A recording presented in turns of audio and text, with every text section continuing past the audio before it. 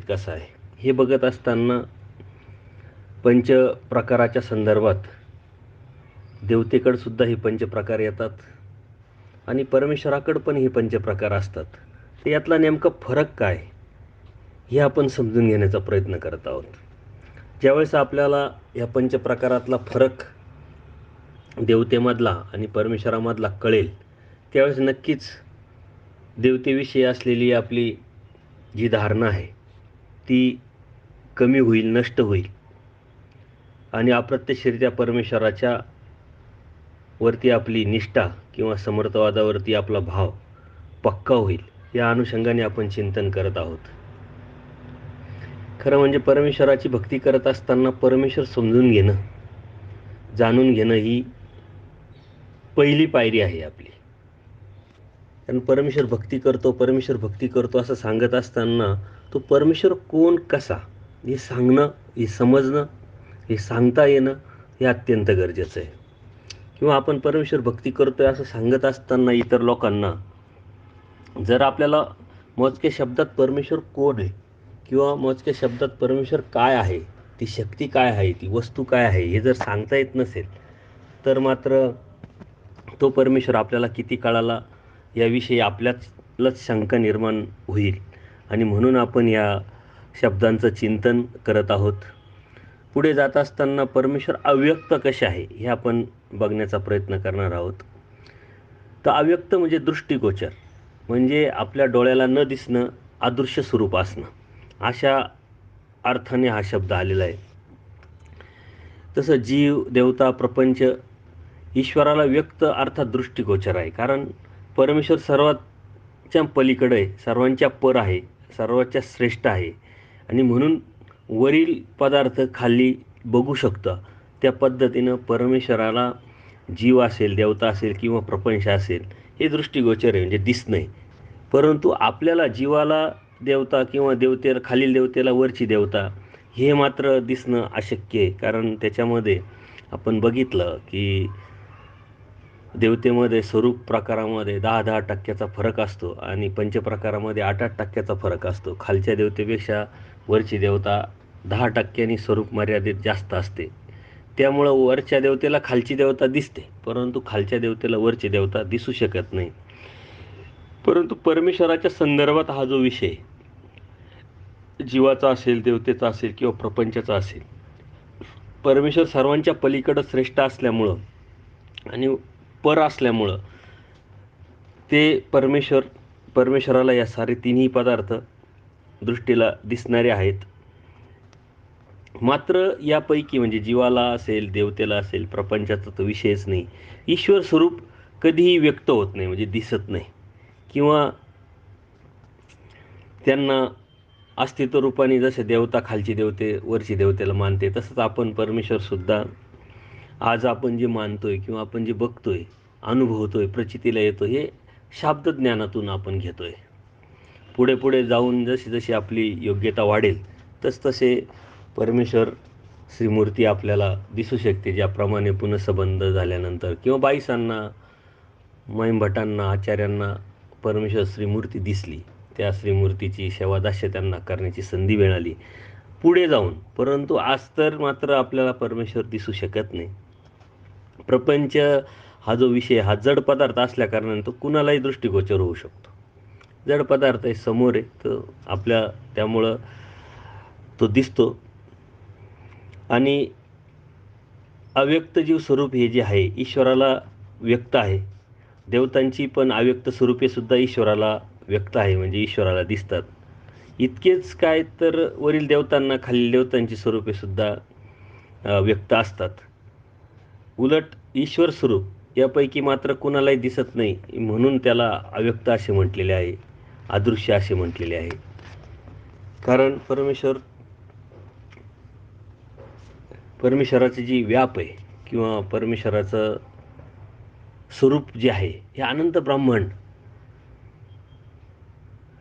ब्रह्मांडाला व्यापून ते राहिलेलं आहे. त्यामुळं कोणत्याही देवतेला असेल, प्रपंचाला असेल, जीवाला असेल, ते परमेश्वराचं जे स्वरूप आहे ते व्यक्त होऊ शकत नाही. परमेश्वराने ते व्यक्त केलं, परमेश्वराने ते दाखवलं तरच होऊ शकतं. जसं पूजनीय बाईसांना पूजा अवसराच्या वेळेस त्यांना प्रेमी भक्ती असल्यामुळं, त्यांना एक कळिकेचं परमेश्वराने प्रेम दिलेलं असल्यामुळं त्यांना ते अवसरकाळी परमेश्वराचं स्वरूप दिसायचं. तर हे परमेश्वराच्या कृपेनं, परमेश्वराकडून ते होऊ शकतं आणि तेही फक्त जीवाच्या संदर्भात. बाकी देवतेचा तो विषयच नाही. तर देवतेला किती मोठी देवता असो तरी परमेश्वराचं कोणत्याही प्रकारचं स्वरूप परमेश्वराचं त्यांना दिसू शकत नाही. श्रीमद भगवद्गीतेमध्ये ज्यावेळेस सर्वज्ञ श्रीकृष्ण महाराजांनी अर्जुनाला विश्वरूप दाखवलं, त्यावेळेस ते विश्वरूप पाहण्यासाठी अर्जुनाला दिव्यदृष्टी दिली, परंतु अर्जुनाला ते पूर्णपणे विश्वरूप बघता आलं. पण तो परमेश्वर स्पष्ट अर्जुनाला सांगतात की हे विश्वरूप कोणत्याही देवतेला या विश्वरूपाचं नखसुद्धा दिसू शकत नाही, ते पाहू शकत नाही. याचा अर्थ काय की परमेश्वरात जे अव्यक्त स्वरूप आहे हे कोणालाही दिसू शकत नाही. देवतेला नाही, प्रपंचाला नाही, जीवाला दिसू शकतं तर तेही परमेश्वराच्या कृपेनं. परंतु आपण जर या अनुषंगाने जर विचार केला तर जीवाला सुद्धा हे स्वरूप दिसणं शक्य नाही, जीवाच्या कडेनं, जीवाकडून. आणि म्हणून परमेश्वर हे अव्यक्त स्वरूप येतं. त्यानंतर परमेश्वर सर्व व्यापक आहे. सर्व व्यापक ईश्वराचे जे अव्यक्त स्वरूप आहे ते इतरांना दिसत नाही. त्याचं कारण ते इतरांच्या स्वरूपापेक्षा अत्यंत सपूर म्हणजेच पातळ आहे. खालील देवतेला वरच्या देवतेचे स्वरूप दिसू शकत नाही, कारण ते 8 पटीनं सपूर असल्याने, परत 10 पटीनं ते सपूर असल्याने ते मायेचं स्वरूप कोणत्याच देवतेला दिसू शकत नाही, कारण ते अनंत पटीनं सपूर आहे. कारण अनंत ब्रह्मांड नाही किती, अनंत ब्रह्मांडाला ही माया व्यापलेली एकच माया आहे आणि त्याच्याही पलीकडं परमेश्वर असल्याने ते कुणाला दिसू शकत नाही. कारण कर्मभूमीच्या देवता, अष्टदिनी देवता, अशा देवतेचे जे थोवे आपण नंबरप्रमाणे जर बघितले तर त्या खालच्या देवतेपेक्षा वरची देवता मोठी, वरच्या देवतेपेक्षा त्याच्यावरची देवता मोठी, असं वाढत वाढत जाऊन विश्वदेवतेपर्यंत जातं. आणि त्याच्या पलीकडं जी चैतन्य देवता आहे तिची जी स्वरूप मर्यादा ती अनंत पट आहे. त्याच्यामुळं खालच्या देवताला वरची देवता दिसू शकत नाही आणि त्याच्याही पलीकडं परमेश्वराचं स्वरूप आहे, त्यामुळं त्या कोणाला दिसू शकत नाही, कारण ते सर्वांना व्यापून आहे. अर्थातच ते सर्व व्यापक आहे. वरची देवता खालच्या देवतेला व्यापून असते, त्याच्यावरची देवता परत खालच्या देवतेला व्यापून असते. तशी चैतन्य देवता सर्व देवतांना व्यापून असते. जसं परमेश्वरसुद्धा सर्वांच्या पलीकडे असल्यामुळं सर्वांना व्यापून आहे, ते तो सर्व व्यापक आहे. आणि सर्व व्यापक या अनुषंगाने आपण जर बघितलं तर अनेक लीळा येतात आणि त्या लीळेचा जर आपण विचार केला तर औसा देवीने एकदा कुत्र्याला दगड मारला. म्हणजे ज्यावेळेस आचार्य वगैरे भिक्षा मागून यायचे आणि ते भिक्षा मागून आल्यानंतर आपली जी भिक्षेची झोळी आहे ती झोळी टांगून ठेवायचे. ती झोळी टांगून ठेवल्यामुळं तिथं कोणी नसायचं आणि त्याच वेळेस कोणी कुत्रा वगैरे आलं त्या अनुषंगाने ते खाण्यासाठी. तर असंच एक दिवशी एका रात्रीला एक कुत्रं आलं आणि भोटोबासांची झोळी त्या कुत्र्याने पळवली. ते औसांनी बघितलं. दुसऱ्या दिवशी मात्र औसा तो कधी येईल ते कुत्रं हे बघतच होत्या आणि त्यावेळी नेमकी औसांची बिडार राखायची पाळी होती, म्हणजे ड्युटी होती. आणि ते कुत्रं परत आलं. आल्याबरोबर औसाने मात्र त्याला काठीने चांगलं बदडलं. तर बदडल्यानंतर ते कुत्रं के करत ओरडत गेलं. देव समोरच बसलेले होते. देवासमोरूनच ते पळत पळत गेल्यानंतर देवाने श्रीमुकुटाला हात धरला. दोन्ही हाताने श्रीमुकुट आपलं जे स्वतःचं आहे पकडलं आणि देव औसांना म्हणतात की नायका, ते कुत्र्याला का मारलं तुम्ही?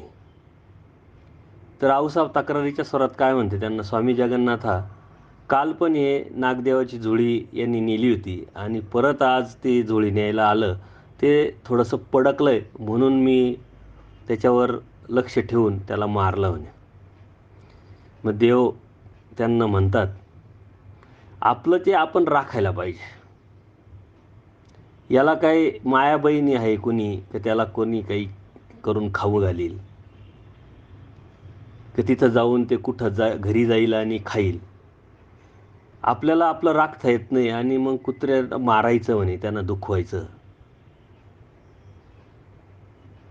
तर त्यावेळेस औसांच्या ते लक्षात येतं आणि त्या म्हणतात, जी स्वामी जगन्नाथा, कुत्र्याला मी मारलं पण आपल्यालाच लागलं किंवा आपल्याला दुखलं, अशा प्रकारे आपण श्रीमुकुट धरला. आपण काय मग सर्व व्यापक आहे काय? सर्वज्ञ म्हणलेले होई जेली एरवी काय नाही का? परमेश्वर सर्व व्यापक आहे हे काही तुम्ही जाणत नाही का म्हटले. आणि मग औसांची चुकी कळाल्यानंतर औसा म्हणते, नेनीजी श्री स्वामी जगन्नाथा, आणि मग त्यांनी दंडोत घातला. अशा पद्धतीनं परमेश्वर सर्व व्यापक आहे, सर्वांच्या ठिकाणी सर्वात्मक सुद्धा आहे. आणि हे कशामुळं होतं आहे? हे सर्वात्मकतेच्या अनुषंगाने, सर्वांच्या ठिकाणी सर्व व्यापक, सर्वांना व्यापून असलेला परमेश्वर आहे आणि तो सर्वात्मक सुद्धा आहे. पाणी ज्याप्रमाणे सर्वांच्या ठिकाणी अंतर्बाह्य व्यापून आत्मत्वाने असते, त्याप्रमाणे ईश्वर स्वरूप सर्वच्या स्वरूपामध्ये आत्मा होऊन राहिले आहे म्हटले. परमेश्वराच्या आत्मक धर्मामुळेच जीवदेवतांच्या ठिकाणी चेतनत्व दिसतं. जर यदा कदाचित परमेश्वराचं हे चेतनत्व, आत्मक भाव जर नसेल तर जीवामध्ये किंवा प्रपंचामध्ये कार्यच झालं नसतं. देवतासुद्धा कार्य करू शकले नसत्या, कारण परमेश्वराचा तो आत्मक भाव तिथं आहे आणि त्याच्यामुळं ते चेतनत्व आपल्या सर्वांमध्ये राहिलेलं आहे. जसं आपण म्हणतो नाही की एखादा जीव आहे, तो सरला म्हणजे चेतनत्व त्याच्यातून निघून गेलं. याचा अर्थ काय की परमेश्वराची जी ताकद होती, परमेश्वराचे जे सामर्थ्य होतं, ते चेतनत्व होतं, ते परमेश्वराने काढून घेतलं. अर्थात परमेश्वर हे सर्वांचे जीवनच आहे अशा अनुषंगाने जर आपण म्हटलं. जीव आपल्या स्वरूपात किंवा देवता आपल्या स्वरूपात सर्व व्यापक आहे, परंतु त्या इतरांच्या ठिकाणी सर्वात्मक नाही. आपापल्या ठिकाणी आता जो जीव आहे तो ज्या कर्मफळात जाईल त्या पद्धतीनं आकार घेतो आणि सर्व व्यापकतेच्या माध्यमातून तो सर्व त्या कर्मफळाला व्यापून असतो. एकच जीव मुंगीत जाईल, त्या आकारामध्ये तो पूर्ण व्यापलेला असतो. मनुष्यात येईल किंवा हत्तीत जाईल, कोणत्या प्राण्यामध्ये जाईल.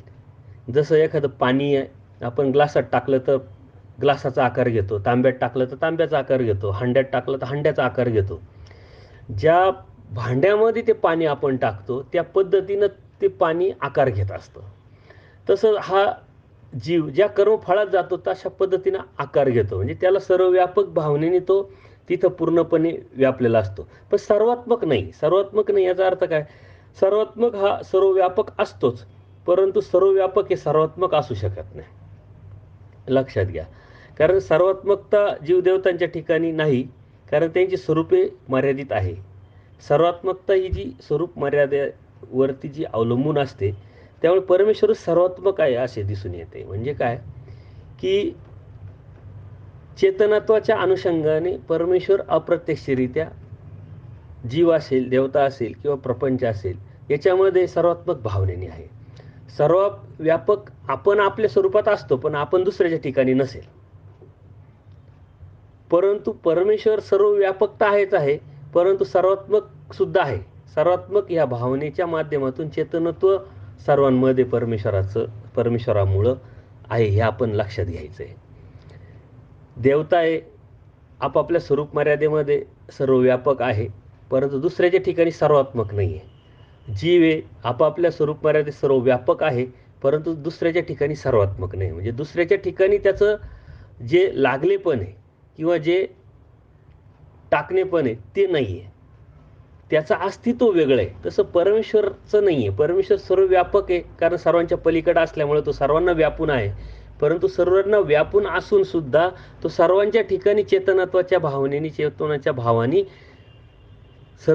सर्वात्मक आहे. आणि म्हणूनच आपण कार्य करू शकतो, देवता कार्य करू शकतात, किंवा प्रपंचाचं जे पाचीभूते तीन गुणाच्या माध्यमातून जे कार्य होतं ते फक्त ह्या परमेश्वराच्या सर्वात्मक भावनेमुळंच. यदा कदाचित तो सर्वात्मक भाव नसेल तर पाणी मातीमध्ये मिसळलं नसतं, मातीतून काहीतरी पदार्थ तयार झाला नसता. या साऱ्या गोष्टी एकावर एक ज्या गोष्टी मिक्स होऊन जे कार्य होतं आहे ते फक्त त्याचं कारण परमेश्वराचा सर्वात्मक भाव आहे. अन्यथा ते कार्याला आलं नसतं. ज्यावेळेस संहार होतो त्यावेळेस प्रत्येक पाचीभूती तीन गुण आपापल्या ठिकाणी जातात. त्यावेळेस त्यांच्यातलं जे परमेश्वराचा सर्वात्मक भाव आहे तो निघून गेलेला असतो. त्याला आधार परमेश्वराच्या सर्वात्मक भावनेचा असेल तरच ते कार्य करतं. तसंच जीवाचं, तसंच देवतेचं आहे. आणि म्हणून या गोष्टी आपण समजून घेतल्या पाहिजे. आणि हे प्रल्हाद बाईसांना देव कसा हे निरूपण करत असताना परमेश्वराला एकदा प्रवृत्ती निर्माण होते. आणि त्याच वेळेस नेमका आचार्य व्यापाराला गेलेले असतात. प्रल्हाद बाईसा समोर असतात आणि देव त्यांना विचारतात, बाई तुम्ही देव जाणता? प्रल्हाद बाईसा म्हणे, आम्ही नाही जाणत देवा, आम्हाला काय माहिती. आणि त्यांच्या विनंतीला मान देऊन मग परमेश्वर त्यांना देव कसा, आणि त्या लीळेमध्ये परमेश्वरांनी हे सर्वव्यापक सर्वात्मक हे जे परमेश्वराच्या अनुषंगाने आलेले जे सूत्र आहे सुंदरपणे उलगडून सांगितले. देवबाई मातीचा नाही, दगडाचा नाही, चित्राचा नाही, धातूचा नाही. आणि हे सांगत असताना त्यांना प्रवृत्ती झाल्यामुळं समोर प्रल्हाद बाईसा आहे, त्यांना कळेल न कळेल हा विचार न करता परमेश्वर त्यांना हे सर्व सांगतात. आणि हे सांगत असताना आचार्यांची वाट पण बघतात. ज्यावेळेस आचार्य येतात तेव्हा देव त्यांना विचार, तुम्ही काय वेळ केला?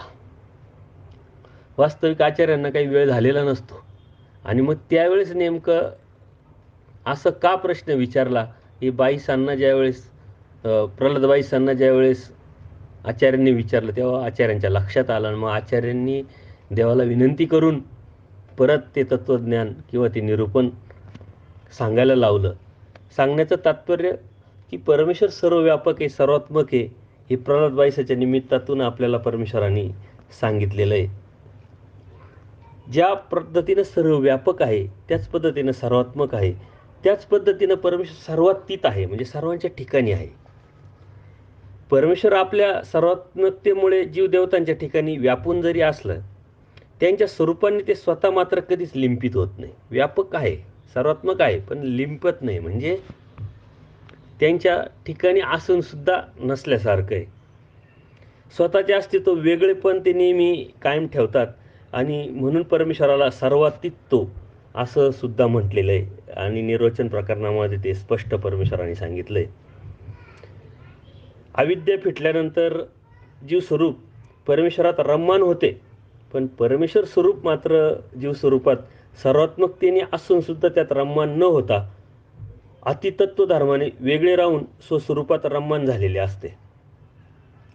म्हणजे ह्या जीवामध्ये, ह्या देवतेमध्ये परमेश्वर सर्वांना व्यापून असल्यामुळे सर्व व्यापक तर ठरतोच, सर्वात्मक सुद्धा आहे आणि सर्वातीत सुद्धा आहे. पण तरीही जवळ असूनही ते त्यांचं अस्तित्व, त्यांचं वेगळेपण परमेश्वराचं आहे, ते लिंपित कधीच होत नाही.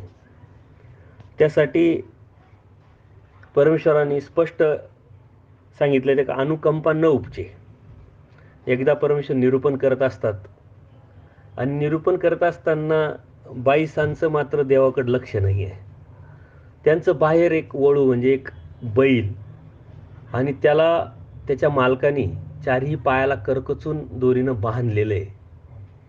इतकं बांधलंय का त्या पायातून रक्त ओघळतंय. आणि तो जो वळू आहे, तो जो बैल आहे, तो अत्यंत दयाभाव आणि परमेश्वराकडे किंवा बाईसांकडे बघतोय. देवाचं मात्र त्याच्याकडे लक्ष नाही. देवाला सर्व समजतंय, देवाला सर्व माहीत आहे, पण तरीही देव त्याच्याकडे लक्ष न देता आपलं निरूपण चालू ठेवतात. पण बाईसांना तो एक दयाभाव उत्पन्न होतो, एक कळवळा उत्पन्न होतो आणि ते सारखे त्याच्याकडे बघताय. ज्यावेळेस देव बाईसांना टोकतात तेव्हा बाईसा म्हणते, देवा तो बैल बघा त्याला किती त्रास होतोय, त्याला सोडा, तुम्ही त्याला सोडवा. तर देव बाईसांना स्पष्ट म्हणतात की तुम्ही तिकडं लक्ष देऊ नका, आम्ही काय सांगतोय त्याच्याकडे लक्ष द्या, तुम्ही आमचं ऐका. पण बाईसांचा तो स्वभाव नसल्यामुळं ते सतत त्याच्याविषयी अनुकंपा निर्माण करत असते आणि देवाला विनंती करत असते. आणि मग देव बाईसांना सांगतात की अनुकंपा न उपजे, तुम्हाला माहीत नाही आहे त्याचे कर्म, त्याचा प्रवास, जीवन प्रवास, परंतु परमेश्वर म्हणता मला सर्व माहीत असल्यामुळे त्याच्याविषयी मला काही वाटत नाही. तो पण जीव आहे आणि परमेश्वरसुद्धा दयाळू, माळू, कृपाळू आहे, परंतु परमेश्वराला सर्व आपले कर्म माहीत असल्यामुळं अनुकंपा उपजत नाही, कारण त्याच्या कर्माने तो गेलेला आहे. तरीही बाईसांचा हट्ट बाईसा कमी करत नाही आणि म्हणून बाईसाच्या हट्टाला वश होऊन परमेश्वर आचार्यांना, बाकी भक्तांना सांगतात की त्याला सोडा, परंतु अशा पद्धतीनं सोडा. त्याला सोडल्यानंतर खोल पाण्यात घेऊन जा आणि त्या पाण्यात त्याला सोडा. आचार्य वगैरे सर्व भक्त म्हणतात आम्ही एवढे, तो काय करील? तर देव म्हणतात तुम्हाला जेवढं सांगितलं तेवढं करा, कारण तुम्हाला माहीत नाही. आणि म्हणून मग देवाचा आदेश म्हणून सर्व भक्त लोक त्याला सोडतात, अनुकंपा आलेली असते त्याच्याविषयी. पण जेव्हा तो पाण्यात त्याला नेऊन सोडलं तर पाण्यात सोडल्यावर तोच यांच्यावरती धावायला लागला. म्हणजे अप्रत्यक्षरित्या सांगायचं तात्पर्य परमेश्वराला काय होतं की त्याचे कर्मच तसे आहे, तुम्ही त्याच्याविषयी अनुकंपा उपजू राहिले, दया निर्माण होऊ राहिली, पण त्याला त्याची जाणीव नाही आहे, तो त्याच्या कर्माने गेलेला आहे. अशा पद्धतीनं परमेश्वर सर्व जीवामध्ये सर्वातीत, सर्वव्यापक आणि सर्वातीत भावनेने जरी असला तर कोणाविषयी अनुकंपा परमेश्वराला उपजत नाही. परंतु भक्त, परमेश्वराचा जो भक्त आहे किंवा ज्ञानी आहे, यांच्याविषयी ज्या वेळेस आपण दैवराहाटी देतो त्या पद्धतीनं परमेश्वराला त्यांच्याविषयी तो भाव निर्माण होत असतो. पुढं आपण बघणार आहोत. अशा पद्धतीनं परमेश्वराचं एकू जीव कैवल्य, एकू पर कैवल्य. जीव कैवल्य ते पर कैवल्य रमे, पर कैवल्य ते स्वस्वरूपी रमे. म्हणजे यातून आपल्याला स्पष्ट होतं की परमेश्वर सर्वातीत जरी असला तरी तो कोणत्या ठिकाणी असतो, कोणत्या ठिकाणी नसतो. आणि ह्या भावनेतून किंवा या त्याच्या गुणामुळंच परमेश्वर सर्वात ठरतो. सर्व व्यापक आहे, सर्वात्मक आहे, सर्वातीत आहे, तरीही तो सर्वांच्या वेगळा आहे. अर्थात जीव स्वरूप जे आहे ते परमेश्वरात राहते, परंतु परमेश्वर त्याच्या स्वरूप धर्माने जीव स्वरूपात मात्र राहत नाही, हे यावरून लक्षात येतं. परमेश्वर केवळ आहे, केवळ तो जे इतरांपासून पूर्णपणे वेगळे, निराळे, ते केवळ. परमेश्वर स्वरूप जे आहे सर्वात म्हणजे इतरात असून सुद्धा त्या सर्वांपासून ते वेगळे असते आणि म्हणून ते परमेश्वर किंवा त्यांचं जे स्वरूप आहे ते केवळ आहे. ते सर्वांच्या ठिकाणी असून वेगळं आहे. परमेश्वराच्या स्वरूपी सर्व धर्म असून सुद्धा त्याचे कार्य मात्र नसते. आपल्या ठिकाणी सर्व श्रेष्ठत्व असूनही तिकडं परमेश्वराचं लक्ष नसतं किंवा लक्ष न देण्याचा धर्म मात्र ईश्वर स्वरूपी मूळचाच असल्यामुळं तो केवळ ठरतो. परमेश्वर सर्वश्रेष्ठ आहे आणि त्यांच्यामुळंच सर्व चालतं.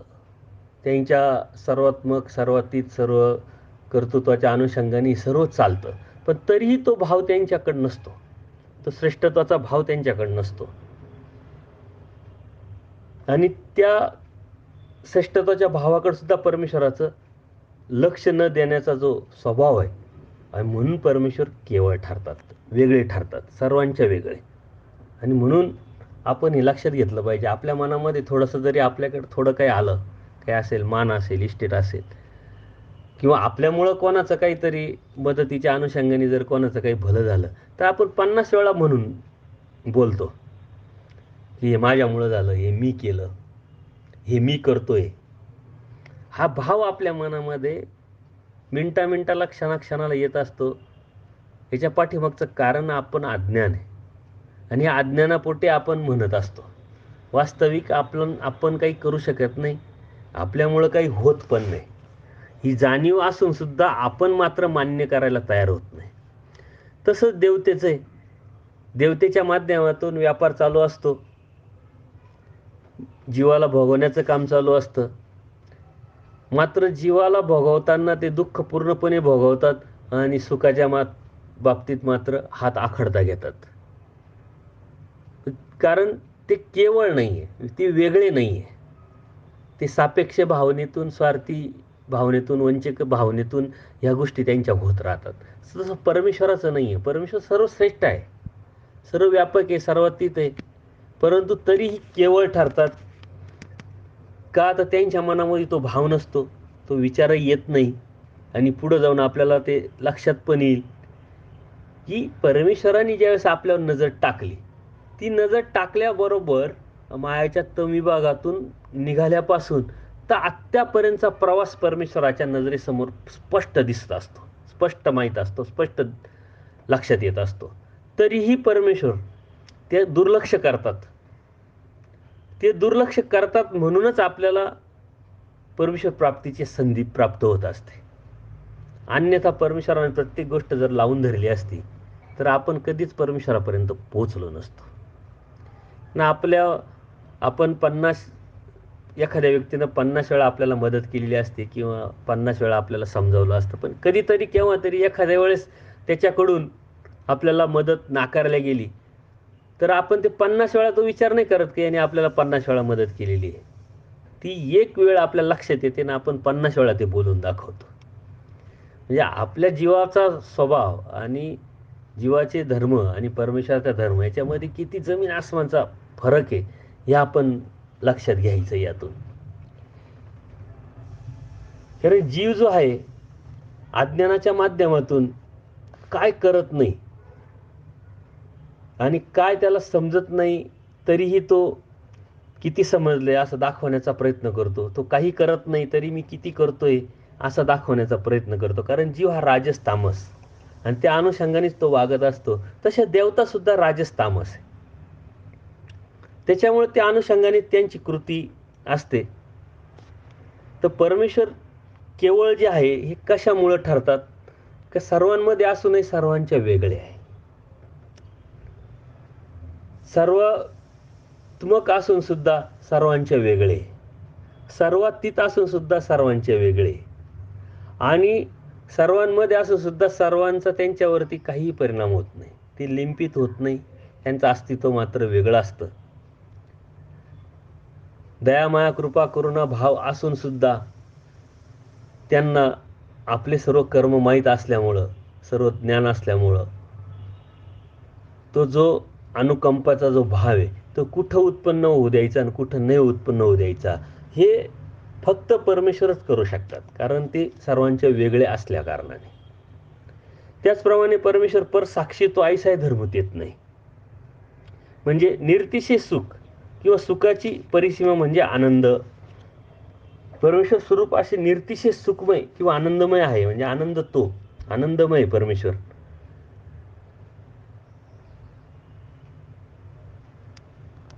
तर परमेश्वराच्या ठिकाणचा जो मूळचाच स्वरूपगत हा आनंद आहे.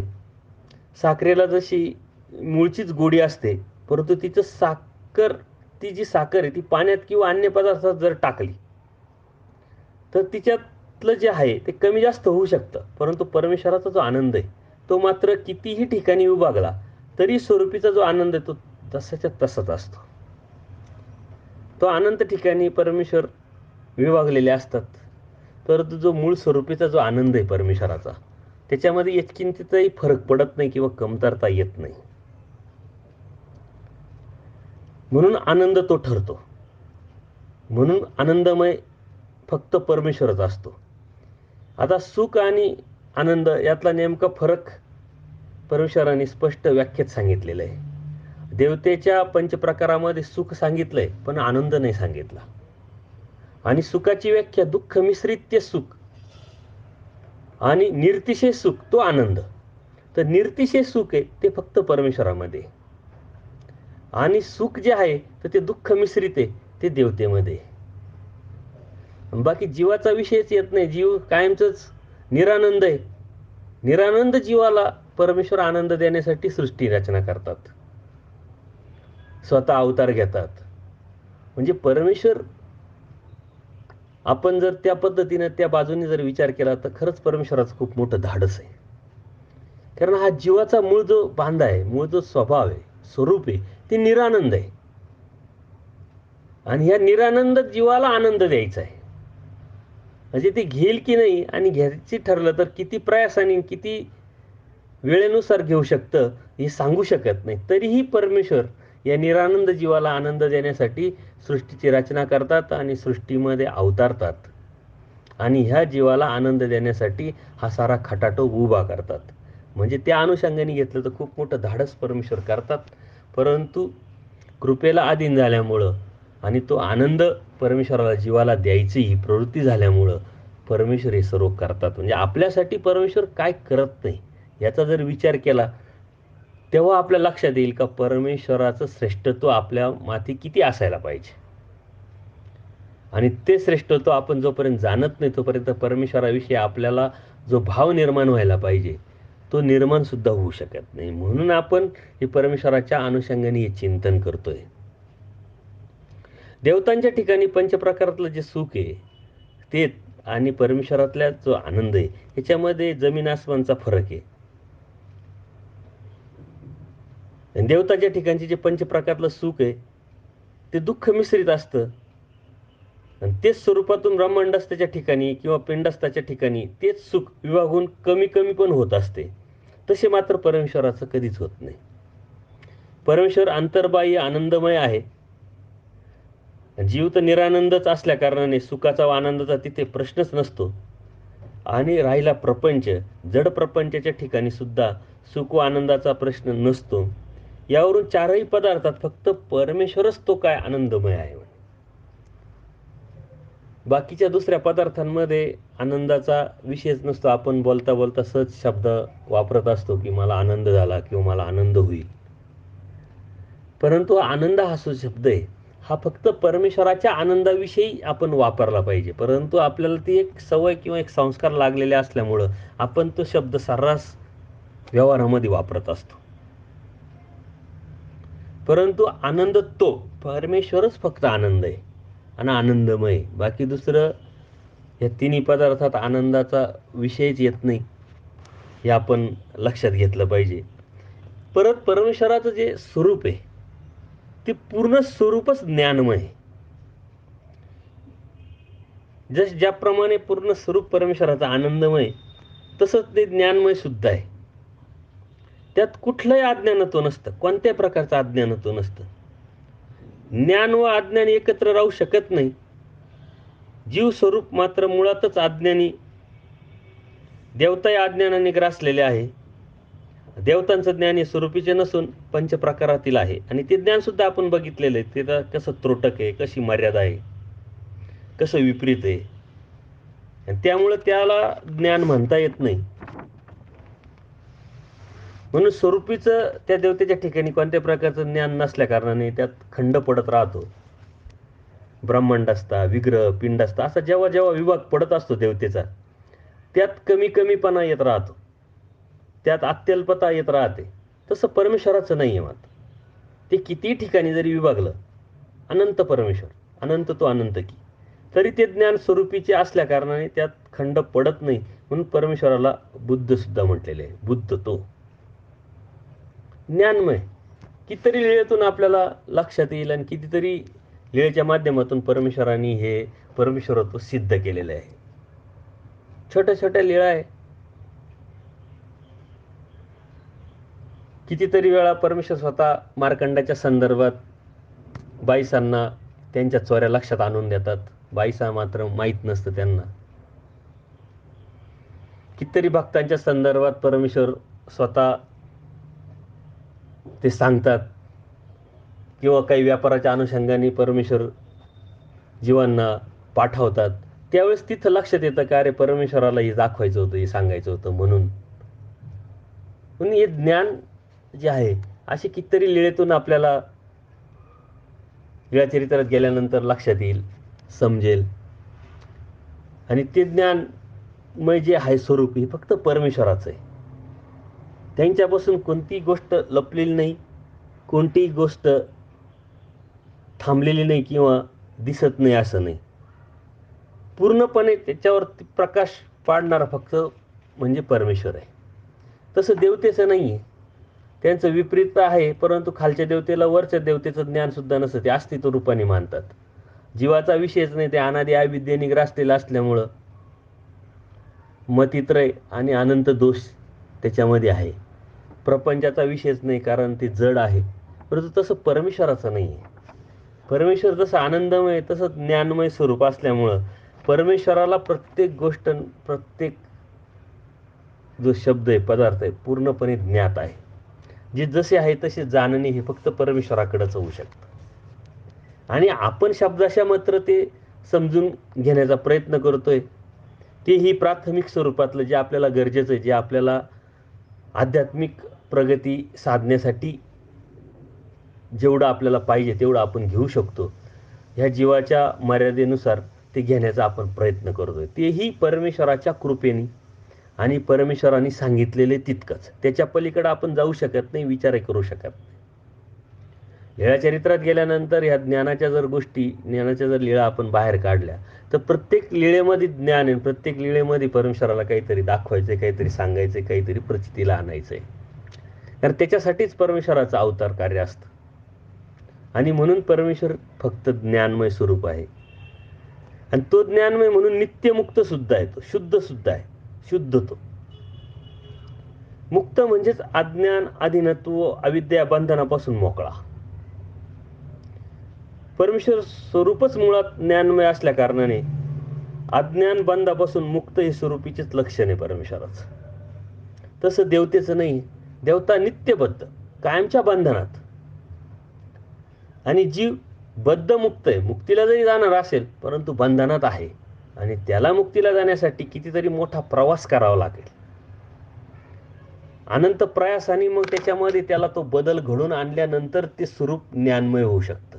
पण तरीही परमेश्वरा इतकं नाही, त्याला मर्यादा आहे. तसं परमेश्वराचं स्वरूपच मुळात अज्ञान आणि अधीनत्व, अविद्या, बंधनापासून मोकळं असल्यामुळं, ते ज्ञानमय असल्यामुळं अज्ञान बंधापासून मुक्त स्वरूपीचेच लक्षण परमेश्वराचं ठरतं. आणि परमेश्वर स्वतः कोणाच्या अवकाशाच्या आधी नसतात, तर केवळत्वामुळेच अविद्येचा त्यांचा संबंध नसतो. म्हणून परमेश्वर स्वरूपच मुळात नित्यमुक्त आहे. आणि नित्यमुक्त आहे म्हणूनच तो जीवाला मुक्तीला नेऊ शकतो. देवता बंधनात असल्यामुळे जीवाला मुक्तीला नेऊ शकत नाही, म्हणून देवतेची भक्ती आपण करत नाही. आणि जीव स्वतःहून परमेश्वराला प्राप्त करू शकत नाही, कारण तो अनंत बंधनात आहे. त्याला मुक्तीला जायचंय, तर जो परमेश्वर नित्यमुक्त आहे त्यांनी नेलं तर तो जाऊ शकतो. याउलट देवता नित्य बंधत्वाने बांधलेले असल्यामुळे व जी बद्धमुक्त असल्या कारणाने जीव देवतेचा अज्ञान, अधीनत्व, अविद्या दिसतात, परंतु परमेश्वर स्वतः नित्यमुक्त असल्यामुळं, बद्धमुक्त असल्यामुळं जीवाला बंधनातून सोडू शकतात. हा महत्त्वाचा विशेष यात आपल्याला लक्षात येईल, परमेश्वराचं आपल्याला जाणून घेता येईल. कारण या तीनही अज्ञान, अधीनत्व, अविद्येने जीव देवता मलिन झाल्यामुळे त्यांच्या शुद्धतेचा अभाव दिसतो. शुद्धता आहेच नाही. आणि यातूनच परमेश्वर पलीकडे असल्यामुळे हे तीनही जे दोष आहे परमेश्वर स्वरूपात किंचितही नाही आणि मुळात पण नाही. म्हणून ते पूर्णतः शुद्ध पण दिसते. आणि याच शुद्धतेमुळे परमेश्वरात इतरांचे अनेक गुणधर्म असूनही त्यांचे बंधन त्याला मुळीच नसते. कोणतेच मळ त्याला लागत नसल्या कारणाने ते शुद्ध असते. परमेश्वर सर्वांच्या पलीकडे आहे. त्याच्यामुळं ह्या जीवाच्या, देवतेच्या किंवा प्रपंचाच्या ज्या गोष्टी आहे, अज्ञान असेल, अधीनत्व असेल, जडत्व असेल, अविद्या असेल, हे परमेश्वरापर्यंत जातच नाही, पोचतच नाही. आणि त्याला ते लिंपित पण होत नाही. म्हणून परमेश्वर नित्यमुक्त असल्यामुळं, स्वतंत्र असल्यामुळं तो कोणाच्या अधीन नाही. आणि म्हणून हा अधीन असलेल्या जीवाला मुक्तीला ते नेऊ शकतात. नित्यमुक्त असल्यामुळं या जीवाला मुक्तीला नेऊ शकतात. आणि म्हणून जीव बंधनात आहे पण मुक्तीला जाऊ शकतो.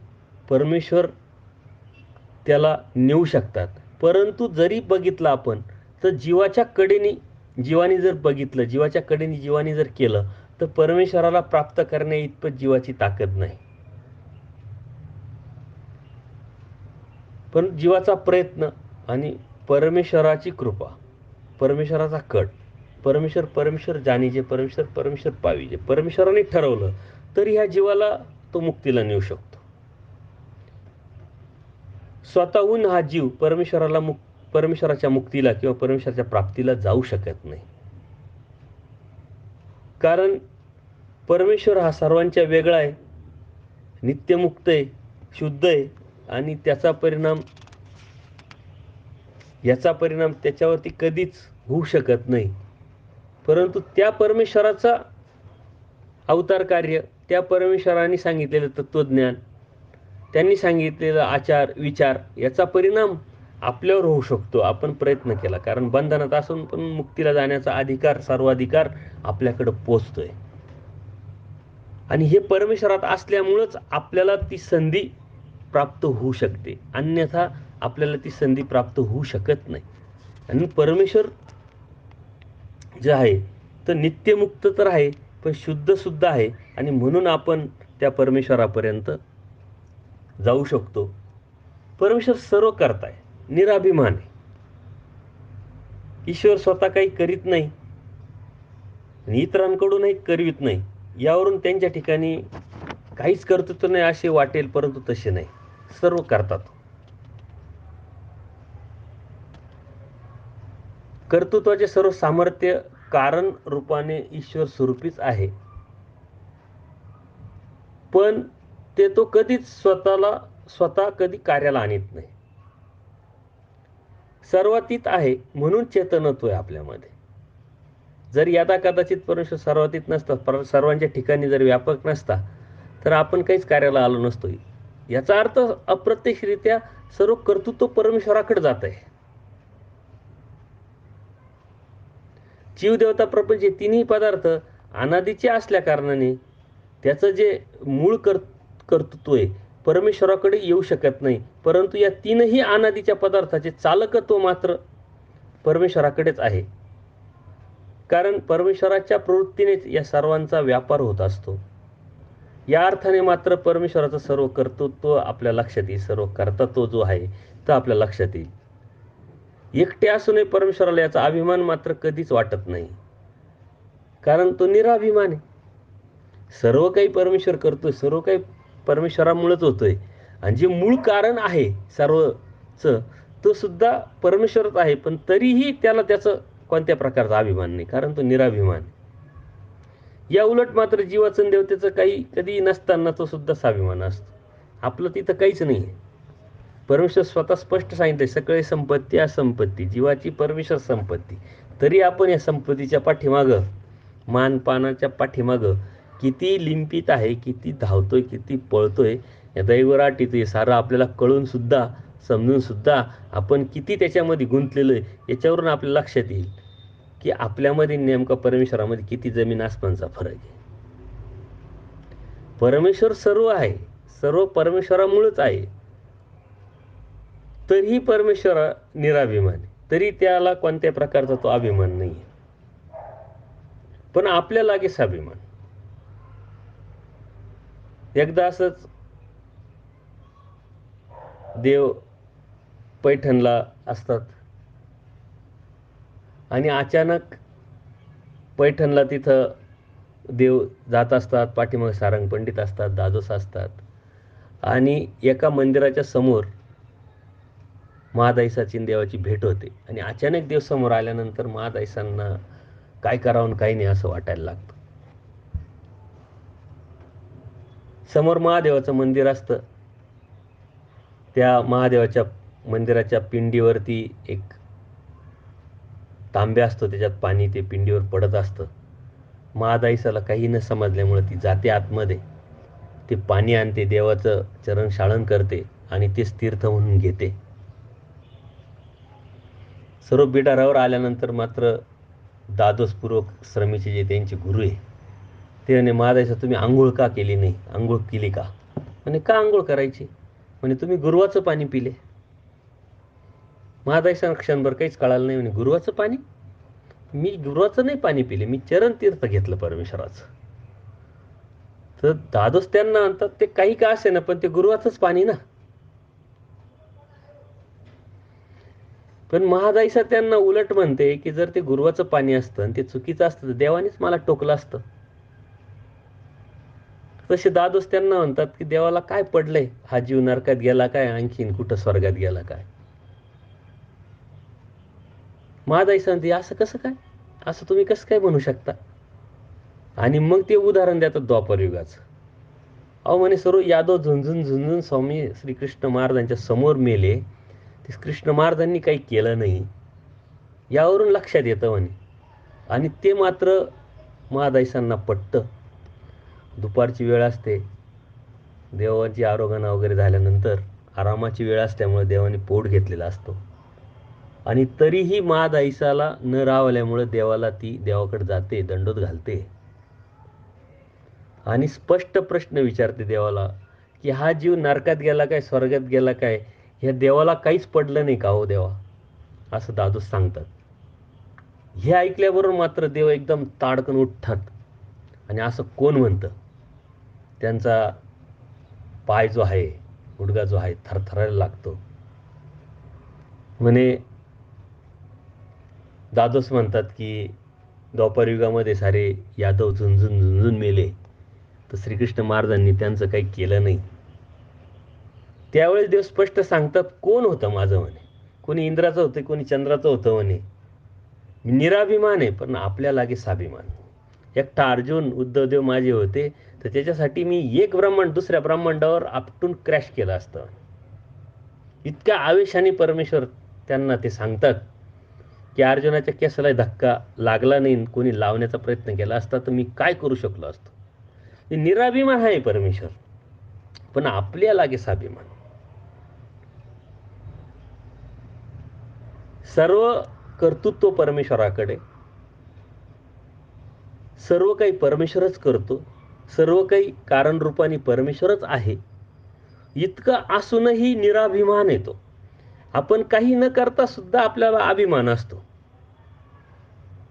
व्यर्थ अभिमान, अन्यथा अभिमान. या जीवामध्ये जेवढा दिसेल तेवढा कोणामध्येच नसतो. देवतेचंही तसंच. परंतु जो परमेश्वर सर्व काही कर्तृत्व भावनेने आहे, सर्व कारण रूपाने आहे आणि हे परमेश्वराला माहीत असून सुद्धा तो निराभिमान आहे. आणि म्हणून ते परमेश्वराचं केवळत्व म्हणजे वेगळं पण आपल्याला जाणवतं.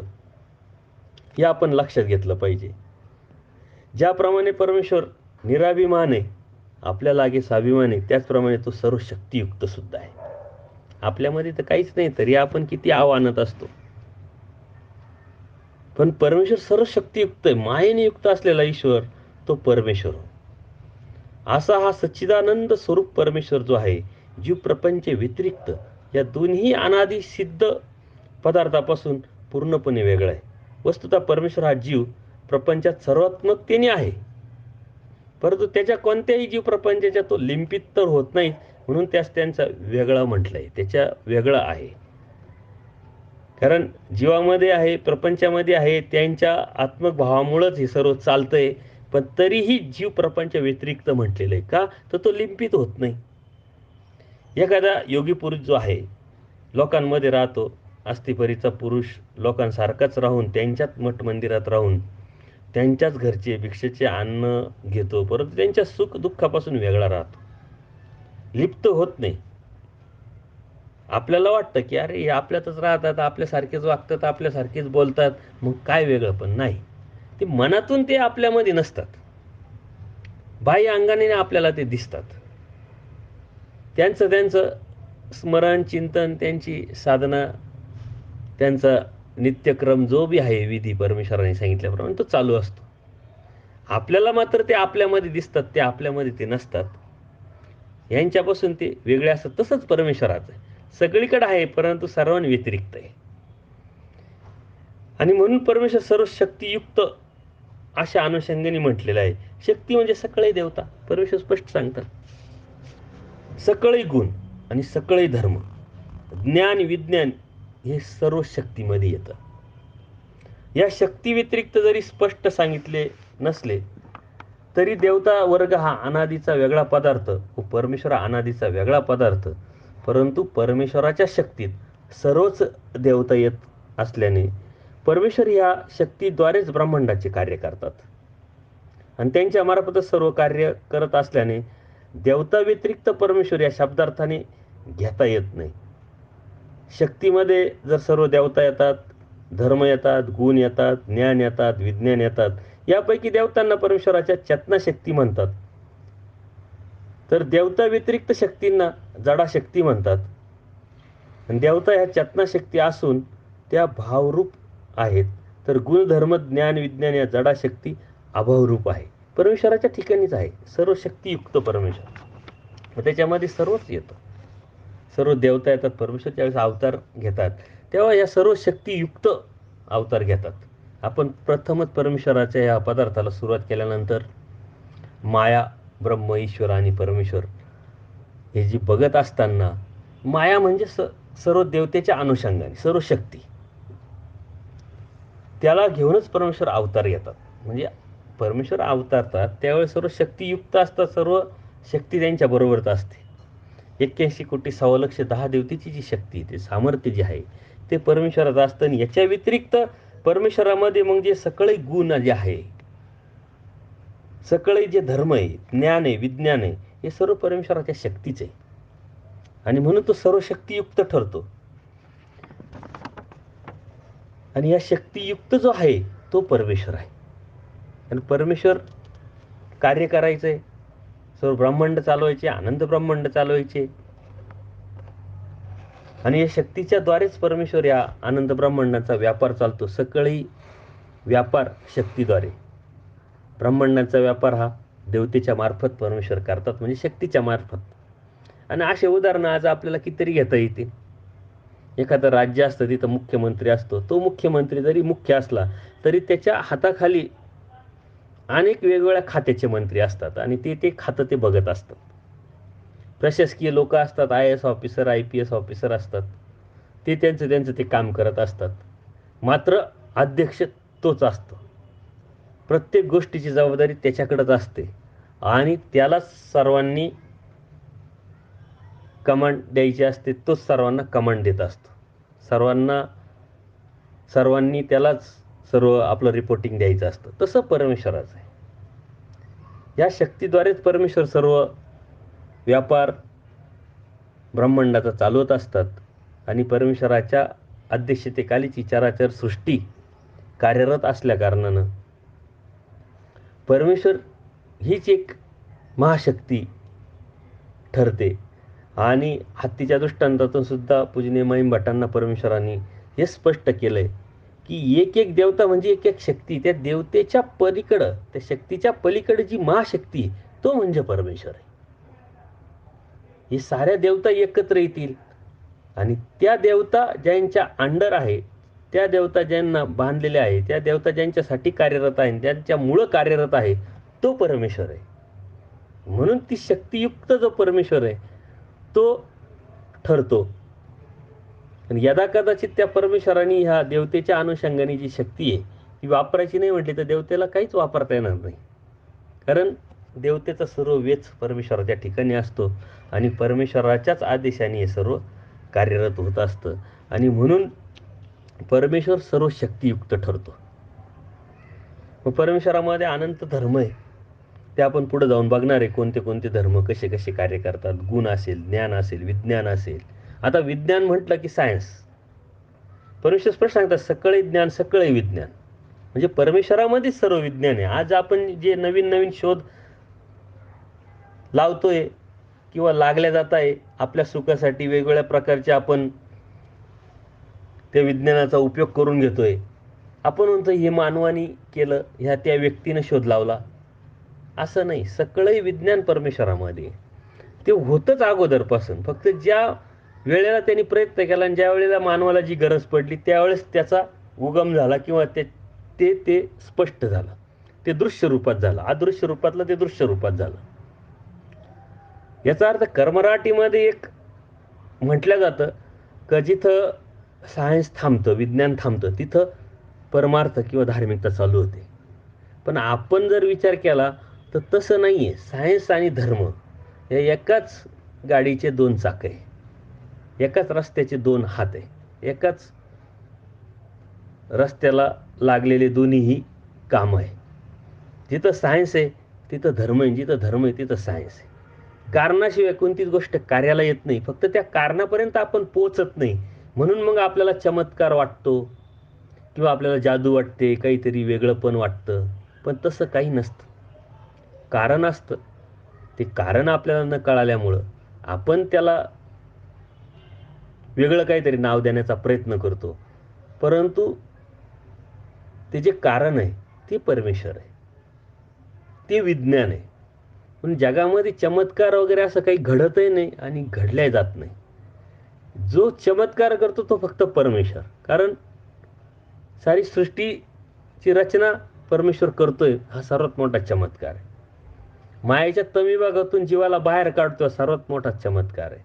नुसतं जीवाला बाहेरच काढत नाही तर त्याच्यामध्ये अंतर्बाह्य बदल घडून आणतो. स्वतः अवतार घेऊन तत्वज्ञान सांगतो आणि ह्या जीवामध्ये जो बदल आहे, पहिली मूळ सृष्टी, दुसरी मूळ सृष्टी, तिसरी मूळ सृष्टी, मग नंतर प्रवाह सृष्टी, अनंत कर्म, त्या कर्माचा भोग, त्या भोगातून परत तो जीव, कर्मराटीतून मग दैवराटीत, दैवराटीत सुद्धा मग नामधारक, वेदवंत, बोधवंत, मग वासनिक, दीक्षित, मग अनुसरलेला आचार्यवंत.